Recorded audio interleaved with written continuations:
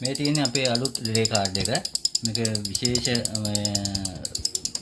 ක්‍රමවේදයන් කීපයක් එකතු කරලා මේ හදපු රිලේ කාඩ් එකක්. මේක තියෙනවා අපේ මේ කාඩ් මේ තොරම් බට්ටකින් රන් වෙන data තව අඩි 45ක් ඈතට අරන් යන්න පුළුවන් වයර් හතරක කමියුනිකේෂන් සිස්ටම් එකක් දාලා තිනවා. ඒ වගේම මේ රිලේ එකේ පොයින්ට් වල ආක් ෆ්ලෑෂ් එකට අපි ඒක අයින් කරන්න ස්නබර් සර්කිට් එකක් දාලා තිනවා. ඒකෙන් මේ රිලේ වල ඩියුරබිලිටි එක ගොඩාක් ඉහළනම් වල තියෙනවා. ඊට අමතරව අපි මේකේ මේ software update එකක් කරලා තියෙනවා.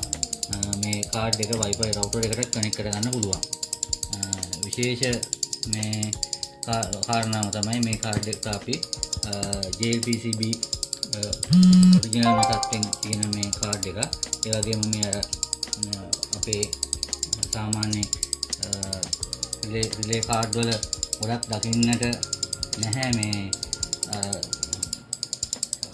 සේෆ්ටි ස්ලොට් එකක් අපිට තියෙනවා. මේ තමයි අපේ අලුත්ම රිලේ කාඩ් එක.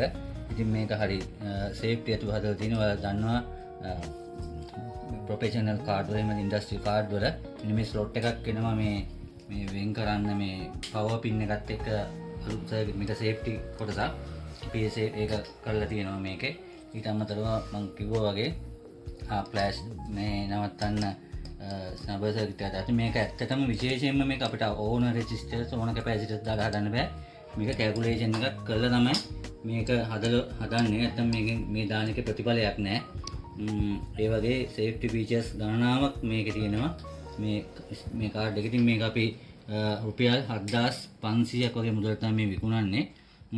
මේක ඉතින් රටා Tamanටම දාගන්න පුළුවන්. මේකේ රටා ටික Tamanටම දාගන්න පුළුවන්. මේ කවුරුවත් රටා දාන්න මේ ආයි අපෙන් අහන්න දෙයක් නැහැ. රටාවේ වන්න පුළුවන්ද ප්‍රෝග්‍රෑම් කරනවද කියලා. ඔයාලටම මේක රටා ටික දාගන්න පුළුවන්. මේකේ Wi-Fi වලට කනෙක්ට් වෙනවා. මොබයිල් ෆෝන් එකකට කනෙක්ට් වෙනවා මේ රිලේ කාඩ් එක. ඉතින් වෙළඳපොලේ තියෙන සංසන්දනාත්මකව බැලුවොත් මේක ඔබට ගොඩාක් වටින කාඩ් එකක්. මේ පාවිච්චි කරනවා. අපි හදලා වෙනකොට මේකේ අනිත් පැත්තේ සෝල්ඩර් පැත්තේ අපි මේකට මේ ප්ලාස්ටික් කෝටින් එකක් ගහනවා මේ සෝල්ඩර් සයිඩ් එකට. ඉතින් ඒ විශේෂ හැම දෙයක් එක්කම ඔය ලාභදායීම කාඩ් එකක් තමයි මේ තියෙන්නේ. අපි අලුත්ම කාඩ් එක.